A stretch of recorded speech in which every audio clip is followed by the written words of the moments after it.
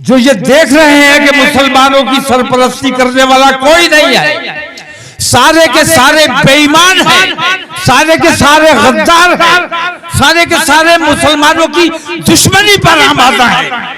इसके बावजूद लोगों का ये तरीका कहां ले जाना चाहते हैं मुसलमानों को, क्या करना चाहते हैं। इत्तेहाद मिल्लत के हवाले से मैं सिर्फ इतना कहना चाहूंगा कि इत्तेहाद मिल्लत की कतई कोई जरूरत नहीं है, क्योंकि मैं पूरा मुल्क देख रहा हूं, पूरा मुल्क घूम रहा हूं और मैंने ये देखा है कि इत्तेहाद मिल्लत अल्हम्दुलिल्लाह पूरी तरह कायम है अवामी तौर पर। जब भी कुरान अज़ीम की कहीं बेहुरमती हुई, रसूल आज़म की शान में गुस्ताखी हुई, न कोई छोटा रहा न बड़ा रहा, न कोई बरेलवी रहा न देवबंदी रहा, तमाम मुसलमान बनकर एक और नेक बनकर सड़कों पर आए और एहतजाज करने का काम किया। अगर इत्तेहाद मिल्लत की जरूरत है तो इन उलमा में इत्तेहाद की जरूरत है। ये उलमा हमें तक़सीम करने का काम करते हैं। अगर इन उलमा का इत्तेहाद मुमकिन हो सका, मैं तो इत्तेहाद मिल्लत की बात करता हूं अल्हम्दुलिल्लाह और करता रहूंगा, क्योंकि ये सवाब का काम है, अल्लाह तबारक व तआला का हुक्म है, रसूल आज़म का हुक्म है। हम अल्लाह का काम समझ कर करते हैं और जो अल्लाह का काम करते हैं वो सवाब दारैन का काम करते हैं। तो वो उलमा, मैंने अभी एक फोन आया मेरे पास कि आप नजदियों के जलसे में आ गए। मैंने कहा अखलाक की लिंचिंग हो गई, नासिर जुनैद जिंदा जला दिए गए, तुमने तकलीफ क्यों महसूस की? तुम्हें पता था किस मसलक के हैं? हमें तो यह पता चला कि मुसलमान के साथ जुल्म हुआ, मुसलमान को बाहर डाला गया, मुसलमान को बेइज्जत किया जा रहा है, मुसलमान की बहू बेटियों की इज्जतों से खिलवाड़ किया जा रहा है। हमने कभी, जब वो हमारे अंदर तस्लीफ नहीं करते, जो मिल्लत के दुश्मन हैं, तो हमें क्या हक पहुंचता है? और वो लोग जो अपने घर में बैठकर, अपनी खानकाहों में बैठकर, अपने इदारों में बैठकर इस किस्म की गुफ्तगू करते हैं, मैं ये समझता हूं कि अपनी मिल्लत के सबसे बड़े गद्दार वो लोग। मसलक में किसी किस्म का इत्तेहाद नहीं हो सकता, ये हमने 1000 बार कहा है। अकायद में इख्तिलाफ नहीं हो सकता। मुझे शर्म आती है, आज 1000 बार ये बात बताई जा चुकी है कि हम मुत्तहिद वो तमाम लोग होंगे जिन्हें हिंदूवादी संगठन मुसलमान समझते हैं, जिन्हें हुकूमत मुसलमान समझती है। जब वो इनमें तफरीक नहीं करते तो इन तमाम को अपने मसाइल के लिए मुत्तहिद होकर खड़ा होना चाहिए। नमाज अपनी अपनी, अकीदा अपना अपना, अकीदे में कोई समझौता नहीं, लेकिन मुल्की मामलात में, मुसलमानों के मामलात में, मुसलमान पर हो रहे जुल्म सितम के मामलात में हम तमाम एक आवाज में खड़े होंगे और इत्तेहाद मिल्लत कायम करेंगे। ठीक है हजरत, बहुत अदब के साथ जलसों का वक्त निकल गया। मुझे अफसोस है कि जो जलसा मैंने 25 साल पहले किया था, उस वक्त अगर मेरी बात को समझ लिया होता तो आज जो हालात मुल्क के हैं ये हालात न बने होते। आज मुल्क में जो कुछ चल रहा है, अब जलसों का वक्त नहीं है। आप ट्रेन में जाएं, कब आपके किसी बुजुर्ग को दाढ़ी देखकर, उसकी टोपी देखकर उसको बेइज्जत कर दिया जाए? कब उसके साथ मारपीट की जाए? कहां आपके नौजवान की लिंचिंग कर दी जाए? आपकी बेटियों को मुर्तद बनाने की मुहिम चलाई जा रही है। मैंने तो हिंदूवादी संगठनों से कहा कि मैं तो चाहता हूं कि मेरे यहाँ जो कमजोर ईमान के लोग हैं वो मुझे छोड़कर चले जाएं। मुझे उनकी जरूरत नहीं है जो कौड़ियों में अपना ईमान बेच देते हैं। मुझे उनकी जरूरत नहीं है जो अपने थोड़े से फायदे के लिए अपना ईमान बेच देते हैं। मुझे सच्चे और पक्के मुसलमान की जरूरत है। तो ऐसे तमाम लोग, ये तो हिंदूवादी तंजीमें हमारा काम कर रही है। कमजोर ईमान के लोग चले जाएं, हमें बहुत खुशी होती है, लेकिन मैं हिंदू भाइयों से कहता हूं कि हमारी बेटियों को तुमने निशाना बनाया हुआ है। 2 लाख रुपए दिए जाते हैं, मुसलमान की लड़की ले आओ, शादी कर लो, 2 लाख रुपए दिए जाएंगे, नौकरी दी जाएगी, मकान दिया जाएगा। मैं कहता हूं ठीक है, ले जाओ मुसलमानों की लड़की। मगर ये बताओ कि वो हिंदू एक लड़का जो मुसलमान की लड़की ले जाता है, क्या हिंदू बेटी का उस पर हक नहीं है? अगर वो मुसलमान लड़की से शादी कर लेगा तो हिंदू बेटी कहां जाएगी, क्या करेगी?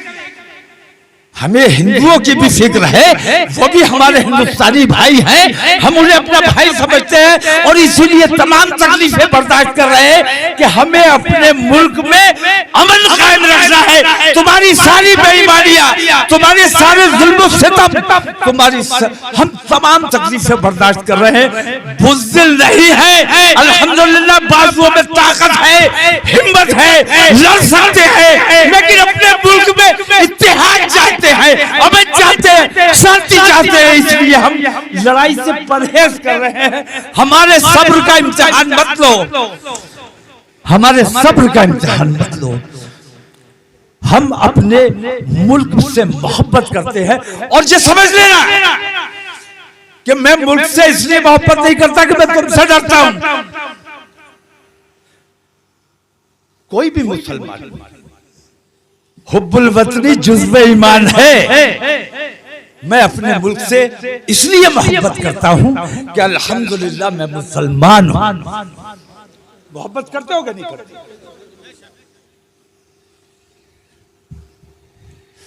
तो मैंने अभी अर्ज किया, वक्त अब जलसों का रहा नहीं। अब वक्त इस बात का है कि तमाम लिंचिंग आप देखते चले जा रहे हो, इसका आपके पास कोई इलाज नहीं। बेईमानियां हो रही है। हुकूमत ने बाकायदा जब से हमारे नरेंद्र मोदी जी हमारे मुल्क के प्रधानमंत्री बने हैं, तब से मुल्क में बदअमनी का माहौल बना हुआ है। हुकूमत की सरपरस्ती में मुसलमानों पर जुल्म और सितम ढाया जा रहा है। कोर्ट की अवमानना की जा रही है। कोर्ट ने कहा कि ऐसा नहीं किया जाना चाहिए, फिर भी किया जा रहा है। तो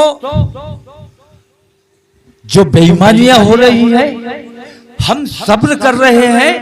अब हमें ये साबित करना है कि असल में हम कमजोर नहीं हैं, असल में हम बुज़दिल नहीं हैं, असल में हम अमन पसंद हैं। और बुज़दिल नहीं हो, कमजोर नहीं हो, इसके लिए तुम्हें कोई सबूत पेश करना पड़ेगा। सबूत दोगे कि नहीं दोगे? अगर तुम बुज़दिल नहीं हो तो गांव में जलसा करके तुम अपनी बहादुरी साबित कर सकते हो। अगर बहादुरी साबित करनी है तो 20 करोड़ मुसलमान है हिंदुस्तान में, या 25 करोड़ मुसलमान है, या 15 करोड़ मुसलमान, 1% मुसलमान अगर ला इलाहा इल्लल्लाह कह के और अपने हाथ में तिरंगा झंडा लेकर दिल्ली के चलो मेरे साथ, दिल्ली बैठो, और जब तक नरेंद्र मोदी इस्तीफा नहीं देगा, हम अपने मुल्क से मोहब्बत करने वाले लोग नरेंद्र मोदी का इस्तीफा होने तक इंशाअल्लाह धरना देंगे दिल्ली में। बताओ कर पाओगे? जलसे में नारे लगा देना, हाथ उठा देना और बात है, लेकिन अगर वाकई तुम ये साबित करना चाहते हो कि हम अल्हम्दुलिल्लाह बुज़दिल नहीं है, हम जब निकलेंगे तो अगर हमारे साथ नाइंसाफी होगी, अगर हमारे नौजवान, हमारे उलमा तशरीफ फरमा है, मैंने बार बार ये बात कही है कि डरो उस वक्त से जिस वक्त हमारे नौजवान हमारे कंट्रोल से बाहर हो जाएं। डरो उस वक्त से जब हमारे नौजवान हमारे उलमा के कंट्रोल से बाहर हो जाएं। हम नहीं चाहते कि हमारे मुल्क में बदअमनी का माहौल बने। हम शांति वाले लोग हैं, भाईचारे वाले, प्यार मोहब्बत वाले लोग हैं। हम ये चाहते हैं कि एक बार ये तुम्हें साबित करना है कि हम डरते नहीं हैं। सड़क पर निकल के आओ। जो बेईमानियां हो रही हैं, जो नाइंसाफियां हो रही है, जो तुम्हारी आज तो मुस्लिम पर ये वक्फ बोर्ड की जायदादों के हवाले से आपकी अभी तक जितना नुकसान किया गया है वो एक तरफ है, लेकिन ये बराह रास्त आपकी जड़ों पर हमला करने का काम किया है। आपको अपनी जड़ों की हिफाजत करनी है। आपको मैं दावत देने आया हूं कि तारीख का हम अपने उलमा से और दानिश्वर हजरात से मीटिंग दिल्ली में करेंगे। 2-3 रोज के अंदर आपको इंशाअल्लाह डेट से मुत्तला किया जाएगा। लेकिन आपको आपकी ये जिम्मेदारी है कि ये पैगाम मैं आप तक लेके आया। ये पैगाम हर जगह में लेके नहीं जा सकता। आपके पास अमानत छोड़कर जा रहा हूं। अमानत में खयानत मत करना। ये पैगाम आपको आगे पहुंचाना है। जहां जहां आपके अजीज व अकारीब हो, दोस्त अहबाब हो, ताल्लुकात हो, फोन में जितने आपके नंबर हो, सबको ये कहना है कि हमें दिल्ली कूच करना है और नरेंद्र मोदी के इस्तीफे तक तौकीर तो बैठेगा। तुम आओ या ना आओ, इंशाअल्लाह तौकीर या तो जान जाए या नरेंद्र मोदी जाए। इसमें से दूसरा कोई तीसरा कोई रास्ता नहीं है। अगर साथ दोगे तो हम जल्दी और आसानी से बात मनवाने में कामयाब हो जाएंगे। और अगर तुमने लापरवाही की, जैसे आज तक करते रहे हो, जो काम 25 बरस पहले होना चाहिए था वो आज कर रहे हो, अगर लापरवाही करोगे तो फिर 25 साल और रोना पड़ेगा। जज़ाकल्लाह। और कुछ कह दें? छोड़ दे। अब एक सुनिए, मैंने अभी कहा ना कि मैंने हर वक्त हर मौके पर मैंने अपनी कौम को जो पैगाम दिया क़ब्ल वक्त दिया। जब मैंने महसूस किया कि आने वाले वक्त में ये होने वाला है, अल्लाह तबारक तआला ने इतनी अक्ल दी है, इतनी समझ दी है। लोग भी समझते होंगे, लेकिन मैंने महसूस किया जब इंटरनेट शुरू हुआ था, जब इंटरनेट शुरू हुआ, मैंने बार बार ये बात कही कि अपनी बच्चियों को मोबाइल से दूर रखो। अपनी कमसिन बच्चियों को मोबाइल से दूर रखो। मोबाइल ऐसा शैतान है जो कान से घुसता है तो दिल में जगह बनाता है। मोबाइल के जरिए आपकी बेटी आपके सामने तो है, लेकिन मोबाइल के जरिए वो किसके रास्ते में है पता नहीं। लोगों ने मेरी तवज्जो बात पर तवज्जो नहीं दी। और मैं देखता हूं कि मेरे पास बहुत से मुकदमात आते हैं, पंचायतें आती हैं, और मैं देखता हूं कि उन सब की जड़ में सिर्फ मोबाइल है। जो हमारी बेटियों को मुर्तद करने का काम कर रहा है वो मोबाइल कर रहा है। तो हम जिस वक्त जैसी जरूरत पड़ी है हमने अपनी खिदमत पेश की है। और आज आपसे मैं इतना वादा लेकर जाना चाहता हूं कि तारीख का ऐलान होगा, आपके इल्म में आ जाएगी। उसके बाद आपकी जिम्मेदारी है कि उसमें कैसे शिरकत करनी है। हमें पूरे मोहब्बत का, हुब्बुल वतनी का सबूत देना है। हमने अमन और शांति का पैगाम देना है, भाईचारे का पैगाम देना है। और अपने मुल्क की मोहब्बत की वजह से मैं इसलिए नरेंद्र मोदी का इस्तीफा नहीं मांग रहा हूं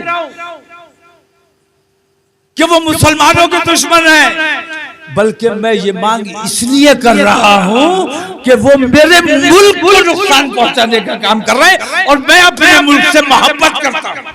बताओ करते हो कि नहीं करते हो? जो वो तमाम लोग जो अपने मुल्क से मोहब्बत करते हैं, अब उनकी जिम्मेदारी है कि हमारे मुल्क को जो नुकसान पहुंचा रहा है उसके इस्तीफे के लिए दिल्ली कूच करना, ये आपकी जिम्मेदारी है। आपको ये पैगाम मेरा भरोसा कर लूं। बस इन्हीं अल्फाज के साथ, बहुत माजरत के साथ, कहीं मुझसे लफ्जिश हो गई,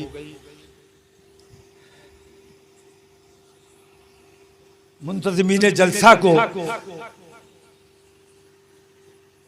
दबाव में लेने की कोशिश की गई। मुझे लोग कहते हैं कि मैं सियासी आदमी,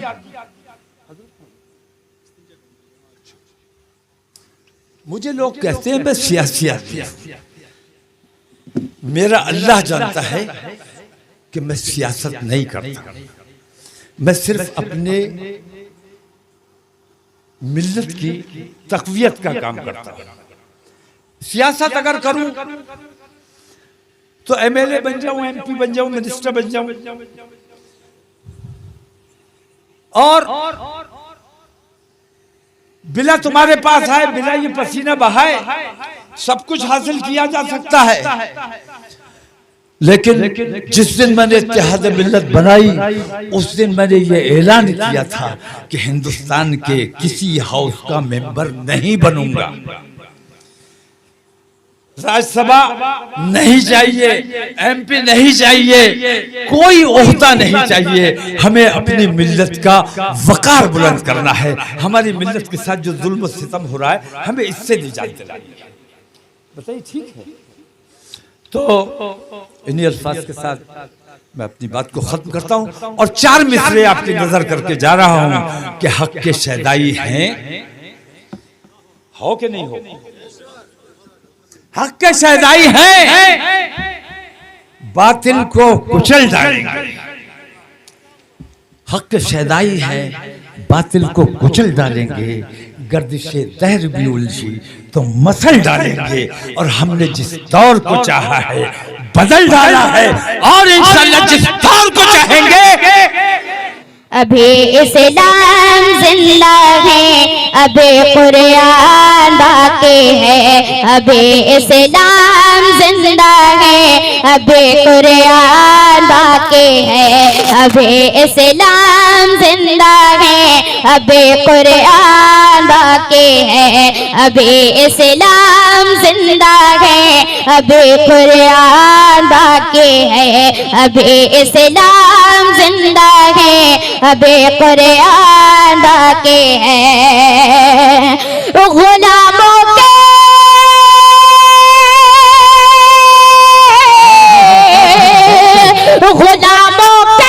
लिए सरकार, गुलामों के लिए सरकार का फैजान बाकी है। अभी इस्लाम जिंदा है। बहुत खूब, हक है, सुभान अल्लाह। अभी इस्लाम जिंदा है, बहुत खूब। अभी इस्लाम जिंदा है, अभी कुरान अभी बाकी है। इस्लाम जिंदा है, अभी कुरान बाकी है। गुलामों के लिए सरकार का फैजान बाकी है। अभी इस्लाम जिंदा है, अभी कुरान बाकी है। वो जिनकी शान शौकत के, वो जिनकी शान शौकत के सभी किस्से सुनाते हैं। क्या कहने? वो जिनकी शान शौकत के सभी किस्से सुनाते हैं। वो जिनके नाम से एक फिर के दिल कांप जाते हैं। वो जिनकी शान शौकत के सभी किस्से सुनाते हैं। वो जिनके नाम से एक फिर के दिल कांप जाते हैं। सहाबा से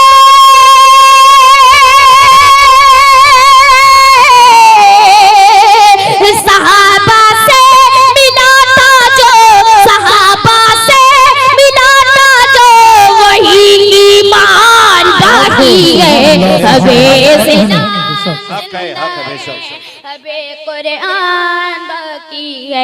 अभी इस्लाम जिंदा है, अभी कुरान बाकी है, अभी इस्लाम जिंदा है, अभी कुरान बाकी है। और ये विषय पढ़ता पढ़ता खास मुलाज़ा फरमाए। यही कहता है इज़राइल से अक्सा कहर शैदा, यही कहता है इज़राइल से अक्सा कहर शैदा, तुझे अर्ज़े मुक़द्दस का न देंगे एक भी टुकड़ा। यही कहता है इज़राइल से अक्सा कहर शैदा, तुझे अर्ज़े मुक़द्दस का न देंगे एक भी टुकड़ा। हमारे जिस्म में, हमारे जिस्म में जब तक, हमारे जिस्म में जब तक हमारी जान बाकी है, अबे से नारे तकबीर, नारे रिसालत बोलो यार मचल के, नारे तकबीर, नारे रिसालत, जश्न गौसुल वरा, मसलके आला हजरत, नारे तकबीर, नारे रिसालत। बहुत खूब, सुभान अल्लाह। अभी इस्लाम जिंदा है, अभी कुरान बाकी है, अभी इस्लाम जिंदा है, अभी कुरान बाकी है, अभी इस्लाम जिंदा है, अभी कुरान बाकी है। और बहुत ही प्यारा शेर, आप सबके समात को वेलकम समात फरमाएं। एक मरतबा आप बस बोले सुभान अल्लाह, पूरा मजमा दोनों तक फिजाल में रहकर बोले या रसूल अल्लाह, और बुलंद आवाज से बोले या रसूल अल्लाह। हुकूमत के नशे में जो खुदा को भूल बैठे थे, हुकूमत के नशे में जो खुदा को भूल बैठे थे, मिटे दुनिया से जो खुद को बड़ा हाकिम समझते थे। हुकूमत के नशे में जो खुदा को भूल बैठे थे, मिटे दुनिया से जो खुद को बड़ा हाकिम समझते थे। चटाई पर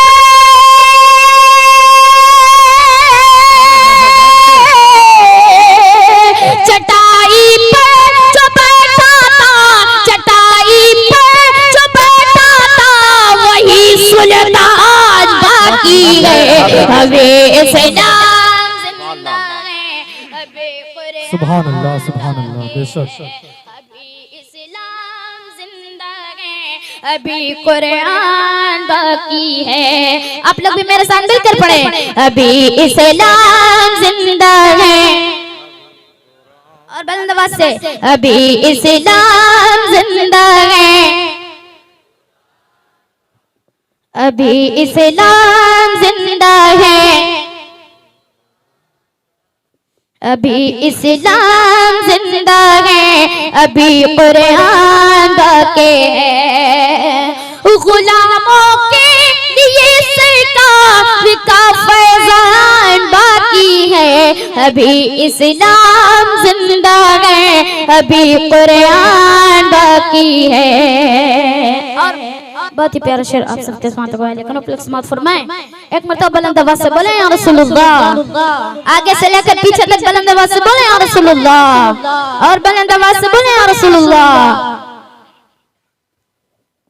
नबी के इश्क में हक बात सीना तान कर बोले, बना सुभान अल्लाह। नबी के इश्क में हक बात सीना तान कर बोले, मुखालिफ की जो आंखों में भी आंखें डाल कर बोले। नबी के इश्क में हक बात सीना तान कर बोले, मुखालिफ के जो आंखों में भी आंखें डाल कर बोले। हमारा आज भी, हमारा आज भी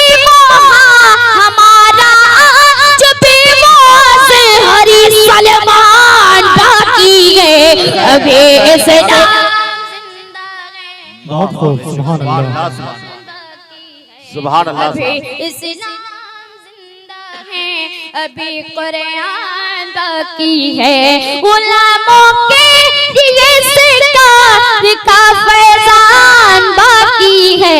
अभी इस्लाम जिंदा है, अभी कुरान बाकी है। और करबला के वाले से एक शेर पर दरख्वास्त फरमाए, एक मरतबा मोहब्बत से बोले या हुसैन, और बुलंद आवाज से बोले या हुसैन। खुदा की राह हमें हंस के हम अपनी जान देते हैं, बोले ना हुसैन। खुदा की राह में हंस के हम अपनी जान देते हैं, ये जालिम क्या समझते हैं जो अपने दिल में हंसते हैं। खुदा की राह हमें हंस के हम अपनी जान देते हैं, ये जालिम क्या समझते हैं जो अपने दिल में हंसते हैं। अभी तो करबला, अभी तो करबला कहाँ, अभी तो करबला का आखिरी मैदान बाकी है। अभी इस्लाम जिंदा है, सुभान अल्लाह, सुभान अल्लाह। बहुत खूब, सुभान अल्लाह, बेशक। अभी इस्लाम जिंदा है, अभी कुरान बाकी है। अभी इस्लाम जिंदा है, अभी कुरान बाकी है।